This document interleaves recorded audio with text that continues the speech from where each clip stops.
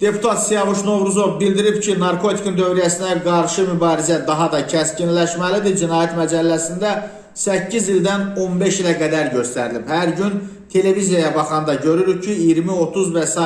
bu çəkilərdə narkotik, yəni 20-30 kilogram narkotik tutulub və bununla məşğul olan xeyli sayda insan həbs olunur. Hüquq mühafizə orqanları xeyli iş aparır. Artıq yeni texnologiyaya keçiblər, narkotiki dron vasitəsilə keçirirlər. Bunun da qarşısı alınır. Həm də ciddi şəkildə vətəndaş mübarizəsinə ehtiyac var. Narkotik ölümdür. Narkotikin ən çox keçirildiyi yer İrandır. Bu ölkədə narkotiklə bağlı bir maddə var, o da ölüm hökmüdür. Azərbaycanda ölüm hökmü yoxdur. Ümumilli lider tərəfindən bu hökm götürülüb. Amma ölkəmizdə bununla bağlı maddənin daha da ağırlaşdırılması məsələsinə baxmalıyıq. Narkotik dövriyyəsi məktəblərə, digər strukturlara da daxil olmasın, qarşısı alınsın. Bu gözə görünməz müharibədir. Bu müharibədə hamılıqla iştirak etməliyik.